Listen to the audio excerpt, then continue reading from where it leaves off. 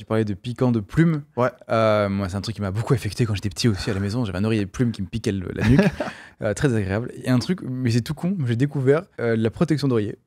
C'est tout con, mais souvent je mettais l'oreiller et la tête d'oreiller dessus. Ouais. Mais rien entre les deux. Ah, mais attends, mais c'est vrai que moi, je mets rien. Et bah, en en fait, il y a un truc qui existe, une housse d'oreiller. Bah, c'est une housse d'oreiller, ça t'évite dans les petites plumes qui te mettent des petits coups de couteau. En fait, déjà, c'est une protection pour l'oreiller. Ça te permet de ne pas avoir les alvéoles et tout, de transpiration, etc. Ça t'évite d'avoir les piquants, les machins et tout le bordel. Et les hôtels, des fois, ils en mettent 2 pour garder le moelleux de l'oreiller. Parce que des fois, ça fait des paquets, etc. Et bah, justement, ça évite. C'est ça la technique. En fait. Ça évite d'avoir des paquets. Et c'est pour ça qu'au bout d'un moment, mes oreilles sont tout jaunes. Exactement. Après, il faut prendre des douches aussi. Ouais, c'est vrai. Il faut se laver, c'est votre concept de vie. Mais Et meilleure discussion pour commencer cette nouvelle émission de la Posem, le concept autour de la tisane. Des tisanes qu'on a créées avec Étienne, on a donné des noms farfelus parce qu'à chaque fois, on a remarqué le nom des tisanes, c'est toujours des noms absurdes. Non, mais c'est absurde. Nuit tranquille, digestion facile. Bah, je ne connais pas non plus de ouf en tisane, donc j'avoue que j'ai pas forcément les rêves. Et bah, on te le dit. Voilà. Je t'assure. Je t'assure. Il y a toujours des petits jeux de mots et du coup on s'en est inspiré et on a créé nos propres noms. Notamment coup de barre, nuit blanche, rêve lucide, repos éternel et l'autre c'est brouillard cérébral. Lyon est parti en herboristerie. Je sais pas si ça existait avant ce concept là. Pour qu'en gros on leur a donné un peu les noms qu'on a trouvé en fait pour les tisanes et du coup les mélanges de plantes qu'il y a dedans sont vraiment en rapport avec le nom. C'est-à-dire que nuit blanche par exemple. Ah oui, donc c'est vous qui avez choisi. Il y a vraiment eu un travail de compo dont on rappelle les ingrédients. C'est pas des noms au hasard avec des mélanges au hasard. Ok, d'accord, je pensais que c'était ça. Nuit éternelle par exemple, en termes de plantes, les effets que ça procure, l'étape d'après c'est de la drogue. Oui, c'est la dernière plante utilisée avant que ce soit illégal. Ouais, c'est ça. Et là où par exemple nuit blanche pour le coup, ça a vraiment beaucoup plus un effet tonus vivifiant. Ouais. En vrai, repos éternel. Ça m'a fait rire. Je suis un peu intrigué. Donc du coup, oui, on t'a, toi, Jelly, dans le podcast là, et moi, je suis très heureux de t'avoir ici. Il se trouve que tu es monteur pour Squeezie, pour la chaîne gaming. Déjà, la première question, c'était déjà comment tu t'as trouvé là? En vrai, j'ai toujours été passionné de montage. Bon, plus généralement d'audiovisuel et tout. Et depuis tout petit... je me suis toujours un peu amusé à faire des petits courts-métrages avec des potes, donc du montage, à me perfectionner un peu dedans. En parallèle, à un moment donné, j'avais une chaîne YouTube, donc forcément, ça m'a aidé à aussi m'améliorer, à apprendre encore plus dans le montage. Et puis, j'ai déjà eu l'expérience d'être monteur vite fait pour d'autres youtubeurs et tout. Et en fait, un jour... il a fait une annonce sur Twitter comme quoi il cherchait un deuxième monteur pour sa chaîne gaming. À ce moment-là, j'avais déjà eu l'expérience d'être monteur pour d'autres. Je me suis dit, non, en vrai, j'ai envie d'être solo, de tracer ma propre route. Je pense plus que je serais intéressé par être monteur, sauf si j'ai de quoi en vivre. Parce que j'étais toujours chez mes parents, j'avais ce truc d'envie aussi d'indépendance, tout ça. Ouais. Et quand il a fait sa demande, je me suis dit, vas-y, ça coûte rien. Il demandait à ce moment-là, enfin, il partageait un rush et il demandait de faire un test et d'envoyer à l'adresse mail. Je me suis dit, ça coûte rien. Je le fais, je donne tout ce que j'ai, j'envoie et après, je continue ma vie. Ce que j'ai fait. Et un jour après, en plus, c'est drôle pour l'anecdote parce qu'à ce moment-là, j'essayais un peu des concepts loufoques et, sur ma chaîne et j'avais testé un concept où c'était, j'essayais de dormir... en mode camping dans la forêt de ma ville. Et pire soirée de ma vie. Tu m'étonnes. Vraiment. Mais rien que le nom, hein. Tu sais déjà que ça va mal se passer. En plus, pour me corser le délire, j'avais demandé à ma sœur et à une amie à elle de prendre plein d'objets que j'aurais besoin, donc la tente, la couette, enfin des trucs comme ça, et de les cacher dans la forêt. Et en fait, le début, c'était je devais les retrouver et ils avaient fait des indices. C'est un très bon concept. Je les ai retrouvés. C'était dans la nuit, je me chiais dessus, j'en pouvais plus, j'avais envie de dormir. Quel enfer. Ah ouais, c'est un très bon concept, moi j'adore. Très très drôle. Et au début, je voulais me faire le défi de regarder le projet Blair Witch dans la tente. Non mais c'était juste con là. Tu es malade. Non. Tout ça pour dire que je suis rentré, j'étais mort, cassé, je me suis couché et en me réveillant le lendemain, alors que ça faisait un jour seulement que j'avais envoyé le mail, je reçois un mail du coup de Chitos, Louis qui est celui qui nous gère, qui est un peu entre Squeezie et nous, parce qu'on est deux sur la chaîne gaming. Et du coup, il a envoyé un mail en disant qu'avec Lucas, ils avaient regardé, ils avaient adoré ce que j'ai fait. Direct, il me proposait de taffer avec eux, machin et tout, donc ultra associé. Et ça, c'était il y a 5 ans. Et depuis, je bosse pour eux, je kiffe toujours autant. Ouais, ça a l'air de bien se passer du coup. Ouais, 5 ans, ouais. Puis je crois que tu m'as dit, ouais, c'est ça, toi tu bosses vraiment sur enfin, tu fais un récap des lives, mais vraiment destiné à YouTube. Ouais, c'est ça. Il y a vraiment d'autres gars qui s'occupent vraiment que des shorts et tout, c'est toi qui es vraiment axé là-dessus. Ouais, c'est vraiment en mode best-of. Genre, par exemple, ils jouent 2 heures sur un jeu et moi, mon but, c'est de condenser ça en une quinzaine, 10-15 minutes, mettre les meilleurs moments, faire des trucs un peu drôles. Et en vrai, ce qui est cool, c'est qu'il y a pas mal de liberté. Parce que je sais que chez certains, il y a certains monteurs de youtubeurs qui, eux, forcément, surtout quand c'est sur... En fait, c'est aussi parce que souvent, c'est sur la principale et du coup, là, il y a vraiment... C'est plus cadré. Oui, il y a une DA très particulière. Ouais. Alors que moi, comme c'est sur la secondaire, il y a beaucoup plus de liberté et je peux me taper des délires. Genre, par exemple... j'ai fait une vidéo Rocket League, genre Squeezie il a joué avec Hugo Décrypte, et du coup moi je me suis amusé à, en fait pendant tout le long ils se faisaient déchirer et à la fin il y en a une où ils ont gagné, ils étaient trop contents. Du coup niveau fil conducteur j'ai fait ça, j'ai mis toutes les looses et après j'ai mis la dernière qui était stylée et en fait sur le montage j'étais sur Epidemic Sound, donc un site pour de musique et tout. De musique. Ouais, c'est ça. Et j'étais en train de chercher des musiques. Et pour la dernière, j'ai trouvé une qui était un peu en mode années 80. Trop stylée. J'étais dans le mood, trop bien. Elle passait trop bien pour ce truc de win et tout. Et en fait, je commençais à chantonner des phrases, des trucs. Et en fait, je me suis tapé un délire. J'ai chanté. C'est trop. J'ai fait une chanson. Mais en plus, putain, mais oui, je l'ai vu il y a pas longtemps. Et oui, justement, mais il y a quelqu'un derrière là. Et je crois que t'as fait un petit truc où t'as fait une petite musique où il gagne, je crois, je sais plus. C'est ça. Et en fait, les paroles, c'est des trucs cons. C'est genre un truc en mode Squeezie et Hugo. Oui, mais putain, mais oui, je l'ai. C'est un putain de délire. J'avais vraiment ma meuf qui regardait la télé. Moi, j'étais dans mon bureau, j'étais là avec mon iPhone, parce que j'enregistrais à l'arrache avec l'iPhone. J'enregistrais le truc et tout, comme si j'étais en train de faire un EP là. Mais je t'invite à regarder, parce que moi aussi, je me rappelle avoir regardé à la fin faire. Mais en plus, c'est discret. Ouais, il a pas fait un truc comme genre ça prend tout le. Non, c'est juste j'ai mis en fond. Mais c'est vraiment fond. Il y a des fois, quand il marque un but, ça remonte un petit peu. Oui, ça joue sur la conscience, sur l'inconscience plutôt que d'en prendre conscience. Et en fait, c'est ça que j'adore. Avec liberté, ce que je fais, c'est que vraiment je peux me taper des délires comme ça tant que ça reste dans le propos, que c'est pas trop hors sujet, machin. Moi j'ai une question parce que genre par exemple quand ils font un Mario Party, en vrai c'est assez long, tu vois. Et je me dis qu'en vrai, ce qui est ouf, c'est que je regarde la game de mec, ça a duré 2 heures, et quand je regarde, ça dure 15 minutes, je crois, les vidéos à peu près 10. En vrai, Mario Party, ouais, c'est un peu plus 20 minutes, je crois. Ouais, 20 minutes, mais quand même, j'ai regardé un truc de 20 minutes où t'as vraiment l'impression d'avoir vécu une game de 20 minutes avec eux qui a duré 2 heures. Et ça, je trouve ça ouf. C'est pas hyper galère en vrai d'essayer de faire rebondir les trucs, les Mario de la Party, cohérence et tout. Compliqué. De base, c'est plus Score qui les gère. Moi, j'en ai fait une récemment et c'était la plus longue parce qu'il s'était fait un délire. Je sais pas si vous connaissez un peu les tours, le nombre de tours qu'il y a dans les Mario Party, machin. C'est très long. C'est 15, je crois. De base, c'est 15. Ouais. Le max, c'est... Non, je sais pas si c'est le max, mais il y a 30. Et Lucas, en fait, il a voulu faire un délire où il a fait un seul live Mario Party, 30 tours. Et du coup, c'était extrêmement long. Les gars, ils parlent à chaque tour. Bien sûr, lance les dés. Ouais, t'as les mini. Ouais, ils essayent d'aller plus vite. Parce que c'est un délire. Mais du coup, en fait, ça, pour ce genre de montage, en fait, c'est beaucoup de la gruge. Genre, on saute plein de tours, mais on fait en sorte que ça se voit pas. Genre, par exemple, s'il y en a un qui a gagné une étoile, on va montrer comment il l'a gagné. Mais si, par exemple, il y a eu un tour où il s'est rien passé, vas-y, on le jarte. Il y a des fois même, parce qu'il joue tour de rôle. Donc, des fois, c'est Squeezie, après, c'est Locke, machin. Des fois, ça arrive que je laisse d'un tour juste le passage de Squeezie. Et après, Squeezie, c'est Locklear. Mais je mets pas Locklear de ce tour-là, je mets de l'autre tour. Et après, les mini-jeux, des fois, ça m'est arrivé de gruger, genre mettre un mini-jeu qui n'était pas du tout à ce moment-là. Enfin, oui, bah après, c'est une écriture. C'est ça, c'est du montage, du coup. C'est un peu de la réal, en vrai. Genre, tu choisis ce que tu mets quand tu veux, machin. Et ça change pas le mood parce que de toute manière, ils l'ont vécu et donc. C'est ça. C'est dans l'énergie de la vidéo. Et puis, il y a même des fois, Cheetos de lui-même, il se rend compte qu'en fait, il y a des games qui sont archi stylés, mais qui sont plus vers la fin. Et tu connais les trucs de watch time, de machin, de faut attirer un peu plus vers le début. Des fois, ça arrive qu'ils me disent « Ah bah tiens, mets ça plus au début, parce que comme ça, les gens, ils vont vraiment kiffer dès le début, machin. En fait, c'est un peu une sorte de puzzle où tu choisis quand tu... C'est vraiment ça.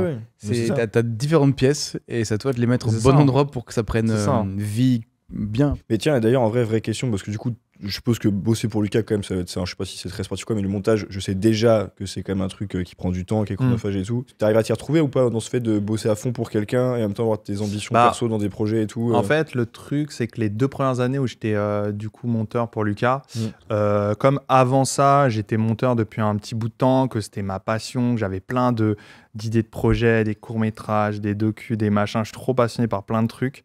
Et en fait, pendant les 2 premières années, j'ai continué en parallèle du coup tous mes projets. C'est-à-dire que dès que j'avais des off, tous les soirs, dès que j'avais des vacances, au lieu de partir en vacances ou de sortir, de voir des gens, en fait, je prenais toutes mes vacs à taffer toujours derrière l'ordi, même endroit où je taffe, tout ça. Et du coup, je kiffais, mais en vrai, au bout d'un moment, j'ai fini par craquer, presque burn-out. Je sais pas si c'est vraiment le terme, mais je sais que j'ai craqué et au bout d'un moment, j'ai lâché tous mes projets, j'en pouvais plus.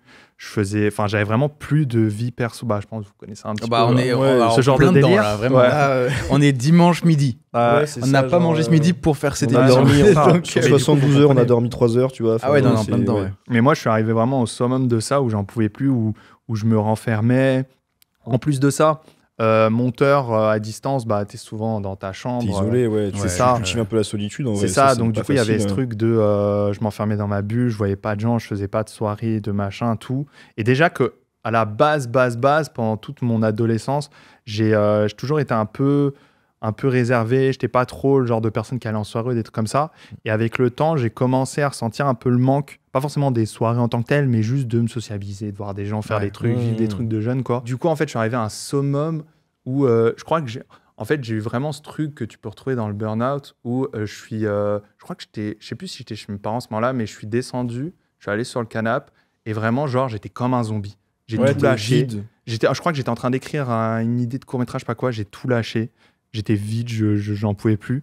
Et en fait, à partir de là, je me suis rendu compte que je pouvais plus lier les deux autant que je le faisais, parce que en fait, c'est arrivé à un point où des fois, je me mettais un peu dans la merde avec le taf. Genre, ça arrivait que... Parce que moi, j'ai ce truc de, quand j'ai des idées, je veux tout faire tout de suite. Et du coup, des fois, je me mettais à faire de l'écriture alors que je devais taf ou des trucs comme ça. J'arrivais pas à séparer les deux. Et moi, j'ai ce truc de, quand je fais les choses, c'est à fond. Donc du coup, tous les projets perso que j'avais, c'était pas des trucs parsemés de temps à autre que je fais sur le temps. Non, c'est des trucs que je charbonne et j'en fais ton kiff, ton rêve, donc tu l'accomplis à 100%. Mais c'est ça. Et comme je te disais tout à l'heure, genre j'avais une chaîne YouTube, je faisais des vidéos, j'avais une chaîne Twitch où je faisais des lives, des trucs où j'essayais d'être ultra original. Et j'ai Instagram, les réseaux, t'essaies d'alimenter tout. En fait, c'est un miroir qu'on a en face de nous. Mais c'est ça. Non, mais je vous comprends de ouf là, votre situation. Dans ce que tu me disais tout à l'heure, c'est que tu vois, on dit YouTuber. Donc pour toi, tu vois YouTube. Mais en fait, aujourd'hui, quand tu es créateur de contenu, tu as YouTube, Twitch, TikTok, Instagram, et j'oublie Snapchat et tout, et ne serait-ce qu'avec 4 plateformes, en dessous, tu as les posts classiques sur Instagram, tu as les Reels, tu as YouTube, maintenant tu as les YouTube Shorts. Oui, mais tu as tellement plus de taf. Et puis c'est ça, et là où avant, des créateurs, ils partageaient que un contenu, enfin, ils faisaient un contenu et ils le démultipliaient partout. Ce qui marche plus aujourd'hui, du coup, tu essaies d'avoir des contenus originaux partout. Mais du coup, ça demande une ressource de taf et tout. Enfin, tu vois, du coup, il y a un moment où tu es en mode genre, les gars, humainement, je peux plus, quoi. Ah, mais c'est ça. En fait, le truc, c'est que forcément, quand tu fais autant de projets, que tu t'investis autant, c'est obligé qu'au bout d'un moment, si ça ne grimpe pas, si ça ne fonctionne pas, c'est obligé qu'il y ait une frustration qui se crée et même une démotivation. Et je sais que moi, en fait, je me suis rendu compte avec le temps que je m'étais craqué, mais comme si genre j'étais quelqu'un qui était hyper connu, avec qui ça fonctionnerait de ouf, alors que je suis personne. Et en fait, le truc, c'est que j'avais mis aussi trop de...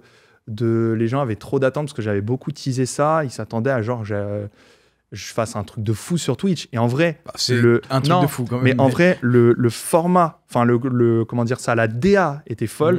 Mais en soi, au final, je jouais toujours à des jeux vidéo. Donc ça changeait rien, quoi. Et en vrai, en tant qu'animateur, en tant que... tel sur des jeux vidéo, je me démarque pas non plus de fou furieux. Moi, c'est plus sur l'aspect technique, le montage, des trucs comme ça. Ouais, donc la forme, tu t'étais buté, mais le fond, du coup, restait peu dans la même direction. C'est ça, au final, ça revenait au même. Et bref, et tout ça a fait que j'ai un peu craqué. Et là, depuis, j'ai tout lâché. Je vis ma life en dehors du taf. J'en profite pour voyager. Je suis très heureux, mais c'est vrai que... Il y a une autre frustration. C'est vrai que ces derniers temps, il y a un manque. De temps en temps, ça revient, sauf que comme j'ai eu un peu un trauma par rapport à ce burn-out, enfin, presque burn-out, j'ai peur de me remettre dans des projets. À ce moment-là, Mais là, ces derniers temps, j'ai vraiment cette envie de revenir un petit peu, mais de manière chill. En plus de ça, forcément, avec là, le docu de Squeezie qui est sorti, c'est le genre d'histoire, de docu qui te motive tellement à faire des trucs. C'est ça, ouais. Et du coup, je pense que je vais petit à petit me remettre dans la fiction, faire des petits courts-métrages, mais des trucs chill où je filme avec mon iPhone, petit setup, je me prends pas la tête, je fais ça vraiment quand j'ai le temps. L'écriture, je la fais durer le temps qu'il faut, je m'en fous. Et zéro attente, même pas de m'y remettre pour réussir à essayer de grimper. Non, c'est juste pour me réentraîner, me remettre dedans et après, pourquoi pas utiliser ça en tant que vitrine pour, je sais pas, un jour peut-être être réalisateur ou des trucs comme ça, parce que c'est un peu mon rêve lointain, quoi. Terminer dans le cinéma ou des trucs comme ça. Moi, c'est même un truc qui est une question qui est très intéressante, mais c'est à partir de quel moment tu penses qu'il faut déléguer? Parce que je pense dans cet esprit de création, tu vois, c'est pas aussi simple qu'on pense. C'est que tu as un truc où tu as une vision, tu veux te donner un max, mais je pense que, surtout dans nos corps de métier, il y a un moment, que je pourrais pas te définir, tu vois, où je pense qu'il faut que tu t'entoures et que tu délègues des visions de ton taf pour que des gens l'accomplissent et t'aident à ta place, parce que tu peux pas humainement faire ça. Comme on dit, tout seul tu vas plus vite, à plusieurs tu vas plus loin. Quand tu veux. Mais j'aurais tendance, ma première réponse qui allait venir, c'était quand tu as de l'argent qui rentre déjà, dans la boucle. Mais je pense pas que c'est le moment où tu as de l'argent. C'est que l'argent t'aide à déléguer. Mais je pense pas que ce soit... justement, c'est pour ça que je trouve intéressant. C'est que quand tu as de l'argent qui rentre, mais de l'argent, pas toi que tu investis. C'est que dans le projet que tu fais, ça génère c'est ce projet qui rapporte de l'argent dans lequel tu réinvestis quelqu'un pour que ça fasse une boucle. Parce que si ton projet est pas rentable, tu vas juste faut construire. En fait, c'est ce qu'il faut se dire, c'est que quand tu rentres dans cet aspect de création et d'en vivre, en fait, moi, je sais que je découvre un truc, et peut-être toi aussi assez récemment, c'est que c'est un business. Enfin, tu vois, il y a un modèle économique, il y a un truc, c'est pas juste tourner, faire des trucs fun et puis... Et en même temps, il faut le déclic pour pousser le truc, parce que nous, tu vois, on a plein de projets qu'on développe aussi. On a trouvé la DA, tu vois. Là où vous n'êtes pas au courant, ceux qui écoutez ou voyez la vidéo, vous n'êtes pas au courant de tout ce qu'on fait dans l'ombre, mais il y a beaucoup de travail qu'on fait. Et il faudrait qu'on puisse déléguer pour pouvoir les sortir, pour pouvoir avancer, parce que nous, on a un entonnoir où on a beaucoup tourné là. On a, je sais pas, une trentaine de vidéos déjà qui sont tournées. Mais ça fait entonnoir, parce que même si on a des monteurs qui bossent avec nous, ce qui est déjà incroyable, tu vois, mais on n'a pas assez de main pour avancer, donc ça fait entonnoir. Et le truc, c'est qu'il faudrait qu'on mette un peu l'accélérateur, le tremplin, enfin le coup de pouce pour avoir ce monteur, peut-être que ce soit un investissement. D'ailleurs, on va en profiter dans un podcast. Si tu es monteur, si tu es motivé, on recherche quelqu'un. Et en plus, faut le dire de manière honnête. Qu'on on cherche quelqu'un à rémunérer, parce qu'on veut pas entrer dans ce système de on trouve quelqu'un, on fait un échange et on veut vraiment créer une équipe, je pense, à terme. Un truc. Donc on a besoin de s'entourer. Il y a ce truc-là où on est obligé d'investir en espérant que ça marche. Ouais, c'est ça. Parce que si on attend d'avoir de l'argent avec ce qu'on fait, en fait, on va juste épuiser nous à faire tourner plein de vidéos. Tu vois, alors avec dans ce truc où du coup on passe des gros temps à tourner et des temps à faire de la prod, mais du coup, si on veut faire du montage, ça fait grosse pause dans la diffusion et dans les tournages. Ça fait une cassure. Donc ça fait, en fait, ça fait on diffuse, on n'est plus là. On diffuse, on n'est plus là, et du coup, toi-même, tu sais que si tu pars, Moi, par exemple, je sais que quand j'ai continué à faire ma chaîne YouTube, tout ça, alors que j'étais moi-même monteur, j'ai commencé à un petit peu essayer de déléguer les petits montages que je filais à des monteurs ou autres, parce que je savais que déjà, mon taf de base, c'est monteur. Donc derrière, refaire du montage, j'en pouvais plus. Et en fait, tant que c'était les petites vidéos simples, comme des FAQ, des trucs comme ça me dérangeait pas. Après, comme je suis assez perfectionniste et que j'adore faire moi-même, quand c'était par contre de la fiction, des trucs comme ça, je voulais quand même moi-même faire le montage. Mais je pense que je vous êtes arrivé à un stade, je pense, où c'est peut-être le moment. Intéressant. C'est peut-être le moment. Voilà, je vous dis ça. On se pose sérieusement sur la question. Non, puis il y a ce truc-là qui, moi, je trouve très drôle, je trouve ça hilarant. Plus que très drôle. Hilarant. Alors là, c'est plus un Ah oui, je pèse même bon. C'est que toi, t'es monteur pour Squeezie. Moi, je monte pour McFly Carlito. Et c'est très drôle d'être le monteur d'un autre youtubeur et d'avoir besoin toi-même d'avoir des monteurs pour bosser en tant que youtubeur. Ça me faisait rire. Ça, c'est trop drôle d'avoir ce truc-là d'histoire qui se répète. En fait. C'est Inception. C'est Monteurception, en fait. C'est que dans tes créations, t'as pas le temps de faire du montage parce que tu fais déjà du montage pour d'autres créateurs. C'est un truc, c'est un délire. C'est ça. C'était hilarant comme truc. Ouais, franchement, je suis mort de rire. Mais waouh. Mais après, je pense qu'il y a un truc aussi où c'est une autre question qui est sur le même vibe. C'est générateur de questions. Je pense que déléguer, c'est un peu aussi faire assez confiance à quelqu'un pour donner une part de sa création. Ah, mais clairement. Et c'est un peu léguer un bébé, tu vois. Et moi, je trouve que. C'est carrément ça. Moi, je pense que j'aurais un peu peur, tu vois. Oui. On est dedans, là aussi. On est dedans aussi. Peur, oui. Après, bosser avec des professionnels, ça aide aussi. Oui. Parce qu'en fait, on a tendance, quand on n'a pas de thunes, à bosser avec des gens qui sont pas pros ou qui sont en construction. Qui sont en train de se former. Exactement. Quand je dis pas pro, c'est pas négligent. C'est pas négatif. C'est juste que c'est des gens en cours de processus. Ils sont dans le début, quoi. Exactement. Mais donc, il y a des mécanismes, des choses qui, en plus, pour nous paraissent évidents et qui, pour les autres, sont pas encore. Ils ont pas pensé, quoi. Et du coup, tu te retrouves dans des cas de figure où c'est la merde. parce que c'est pas comme tu veux, ça prend plus de temps que ça devrait prendre normalement. Et puis si t'es perfectionniste, là, il y a ça un autre problème là, c'est un gros problème. Prends la tête sur. En fait, moi, ça m'est arrivé par exemple, vu que je suis archi perfectionniste, de faire des retours sur des mini trucs de merde, alors que moi-même, je sais que dans mon taf, jamais on me fera des retours comme ça parce qu'on s'en branle, c'est des trucs, on s'en fout. Mais ça, c'est le problème aussi parce que on est monteur. Ouais. Et, oui, faire des retours de montage alors qu'on est monteur, on a l'œil sur tout. Moi, mais voilà, le moindre truc, des frames, machin, un truc, mais justement, un détail, des fois, tu t'écoutes le son, tu vois. Je faisais des retours où je donnais le timecode avec l'image. C'est pas la seconde, c'est l'image qui est derrière. Ouais, je vois. Mais parce que moi, ça me paraissait, mais je peux pas laisser ça dans ma vidéo à moi, tu vois. Je peux pas laisser un truc comme ça. Moi, j'ai posé une question, c'est vraiment, ça fait une réunion de prod dans un podcast. Un truc que je sais pas, j'ai pas ta réponse, mais j'ai peur du coup. Est-ce que tu préférais avoir un mec qui... Est-ce que je préférais ou est-ce que je préférerais? Est-ce que tu préférerais? Merci. Dédicace à la langue française, vraiment. Je fais un retour de montage en direct. Est-ce que tu préférerais avoir un mec à qui tu donnes tes envies de montage et qui se façonne à ta vision du truc, ou... Non, j'aime pas ta question. Et faire... Il y a un ou. Non, mais je vois ta question. Allez, regarder dans un ensemble de monteurs et se dire, ok, ton style de montage me convient. J'aime pas ta question.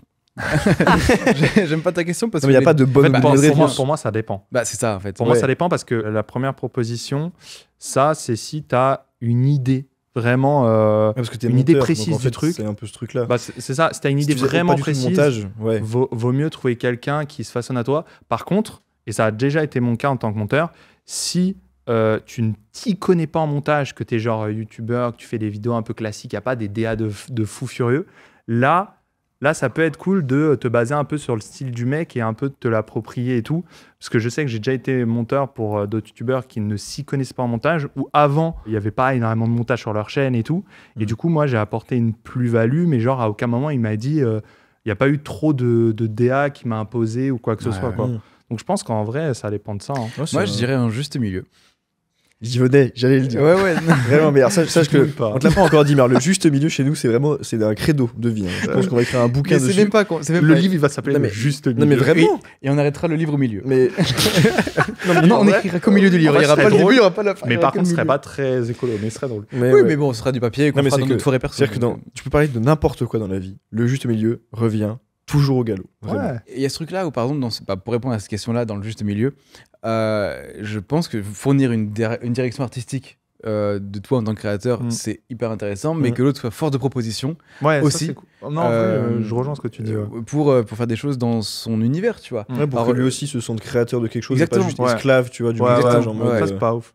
Mais je sais que pour revenir sur l'exemple où je déléguais un peu les montages, ça m'arrivait aussi, je donnais un peu une direction, mais ça m'arrivait de dire, et franchement, fais-toi kiffer, si t'as des délires d'effets, de trucs trolls, même, machin, fais-les. Et j'avoue qu'en vrai, je kiffais ce truc d'avoir des surprises d'un petit délire que le monteur s'est tapé, comme moi j'ai pu faire avec la chanson là, et au contraire, je trouve que j'étais friand de ça. Donc je trouve que c'est pas mal ton moi, c'est ce que je demande justement. Tu vois, je bosse avec un monteur justement là, qui a monté plusieurs vidéos pour ma chaîne. Qui s'appelle John. Je pense que John est quelqu'un de très connu à Webedia. C'est pour ça. Et tu vois, à chaque fois, je lui disais fais-toi plaisir. C'est des trucs pour YouTube en plus très divertissants, très etc. Donc je lui dis fais-toi plaisir en vrai. En plus, moi, je monte de la fiction, donc c'est pas du tout le même genre de montage. C'est pas le même délire. Et j'ai moins les codes de YouTube. Et j'avoue qu'une fois, il m'a fait un truc, j'ai éclaté de rire devant la vidéo. J'ai éclaté de rire. Et ce truc-là, bon, c'était tout con, mais il m'a rajouté un prout. En fait, à un moment, tu vois ça, ce que tu viens de faire, tu t'es remis à l'aise sur le canapé. C'est juste ça où il a mis un prout. Et moi, j'étais sur un siège et j'ai fait juste comme ça. Et tu vois, je me remettais à l'aise. Et lui, il a ajouté juste un prout. Je vois le délire. Là, c'est très fort. Et là, c'est drôle. Mais c'est là où de rire à ce moment-là. Moi, je sais que il y a une anecdote, c'est qu'il y a une vidéo de. Alors, je sais pas si c'était toi, mais il y a une vidéo de Squeezie où il fait du prop hunt. Alors, ça peut être moi comme ça. C'est vieux parce que c'était il y a plusieurs années. Tu vois. C'était peut-être un autre c'est genre un jeu où tu es un personnage et tu dois te cacher, tu dois devenir un objet de caché. Et t'es un chasseur. En gros, c'est cache-cache, mais tu te transformes en n'importe quel objet là. Par exemple, tu veux te transformer en la plante, tu te transformes. Tu vois, moi, c'était un passage mais je pense que c'est celui qui m'a fait le plus rire de tout YouTube. C'est vraiment genre, t'as la POV de Squeezie. En fait, t'as Gotaga qui passe devant. La planche. Avec une arme. Ça m'a fait beaucoup rire aussi, mais c'est juste une armoire énorme qui passe et le gars a mis un énorme bruit de camion ou je sais plus. Mais un truc beauf, mais j'étais plié de rire, tu vois. Et c'est là où je pense que le taf de monteur, faut pas le sous-coter dans le sens où c'est un truc, ça fait toute la différence de ta vidéo. Mais clairement. Toi, donc, tu as été créateur, tu es devenu monteur.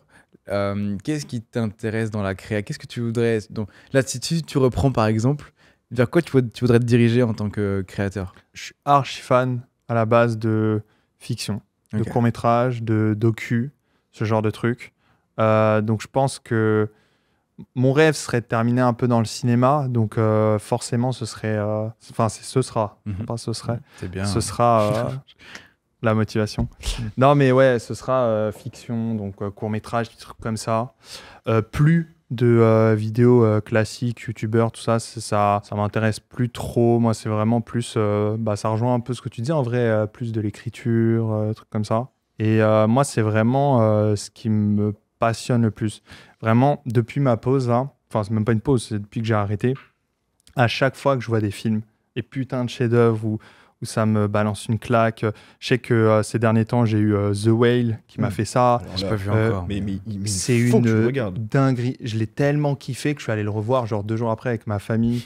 Genre, je voulais trop leur faire voir le film et moi le revivre. Mais en fait, c'est le genre de film où dès que ça sort, dès que ça me fout une putain de claque, ça me rappelle à quel point c'est ça qui me passionne. C'est vraiment le cinéma, mais pas le cinéma un peu les films random, vraiment le genre de fiction. Pas divertissement, le genre de fiction qui te fait vivre une émotion. En vrai, ce qui m'anime, c'est faire ressentir des émotions fortes aux autres. Parce qu'en fait, de base, je suis quelqu'un qui a beaucoup de mal, ça part en sens de psy, qui a beaucoup de mal avec mes émotions, à les exprimer, tout ça. Et en fait, c'est quand je regarde des films comme ça où ces émotions, elles ressortent. Et c'est vraiment le genre de truc que je kiffe le plus. Accomplissement, du coup, un peu, si t'arrives au cercle du cinéma, monter des films, du coup, ou vraiment alors, en vrai, arriver au stade de réal, du coup, plus ultime, ce serait réal. But ultime. Ce serait réal. Mais forcément, comme le truc ou le domaine où je suis le plus calé, c'est le montage, je pense que ça me ferait archi kiffer d'avoir l'expérience de monter des films, même en tant que début. Je pense que ce serait plus simple, enfin simple, ça reste dur, mais de devenir monteur de films que réal. Je suis pas certain. Moi, j'ai envie de dire que dans tous les cas, un monteur dans le ciné bosse avec le réal, en fait. Donc, oui, dans tous les cas. Si tu veux te faire une expérience avec un réal aussi... Oui, mais ça ne sera pas devenir réal. Non, ça c'est sûr. Non. En vrai, si tu as envie d'être réal, reprends, fonce. Mais pour l'instant, de toute façon, je me focus sur me refaire kiffer, me reprendre un peu la main en faisant des courts-métrages, des trucs dans mon coin, tranquille, pas prise de tête. Et petit à petit, m'y remettre. Après... voir quand je me sentirais prêt de faire ça de manière plus sérieuse, essayer de m'entourer, des trucs comme ça. Ouais. Franchement, à ce moment-là, je me lancerai. Mais là, pour l'instant, c'est vraiment juste en mode faire doucement, parce que j'ai quand même ce truc j'ai déjà craqué, j'ai pas envie de retomber là-dedans. Bah après, t'as cette expérience-là, c'est cool. Oui. tu sais où est ta limite, justement. Bah, c'est ça. Et c'est pour ça que j'ai envie d'être chill pour l'instant. Mais franchement... je vous souhaite pas du tout d'arriver à cette limite. Franchement, essayez le plus possible, c'est de trouver que ce soit monteur ou d'autres trucs à déléguer. Mais faites gaffe, parce qu'en vrai, c'est un truc où on a du mal à l'anticiper, où quand on est dedans, on le voit pas trop, on est un peu en mode autruche. Mais en vrai, c'est le cas de beaucoup de youtubeurs qui sont dans le jus, qui ont un peu craqué, mais rien que McFly et Kate, quand ils ont fait leur pause et tout, c'est le genre de truc où en fait, tu n'as pas le recul sur le moment. Et en fait, tu le comprends quand c'est trop tard la plupart du temps. Moi, ça a été le cas en vrai. Donc c'est pour ça, faites un peu attention par rapport à ça. Moi, je te dirais c'était le petit conseil du jour. Le gros problème, c'est le boulot. Bah oui. Parce que en plus, je dis ça, mais j'adore mon boulot, tu vois. Mais avant que je bosse ici avec McFly et Carlito, j'étais perso pour ma chaîne à fond, et je suis passé à plein de temps pour ma chaîne à un week-end, enfin tous les week-ends quoi. Ouais. Et donc du coup c'est très chaud, et on a que le week-end où on peut se capter avec Étienne pour faire les projets.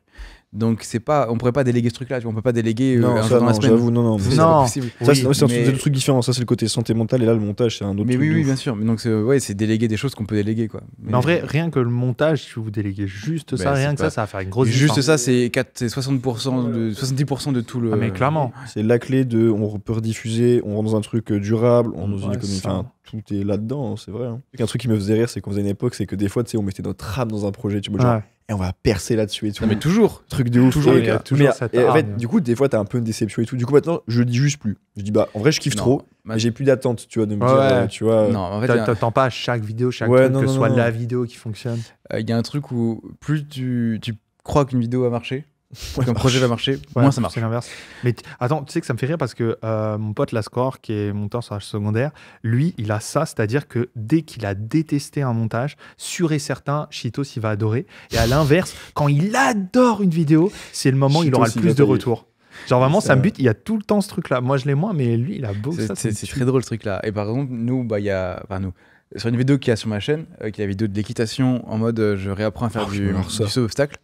C'est la vidéo qui a été tournée avec justement, c'était le début du truc un peu vlog où on filme, on a une thématique, tu vois, qui est de remonter à cheval, mais comment on filme ce truc-là, la démarche, quelles sont les étapes, etc. On n'avait aucune idée. Toute l'écriture s'est fait au montage. Il y a un montage en plus où tu as 3 tournages espacés de 3 mois. Non, mais c'est un projet qui s'est étalé sur un an, où c'était 3 jours étalés sur un an, tu vois. Donc c'était l'enfer.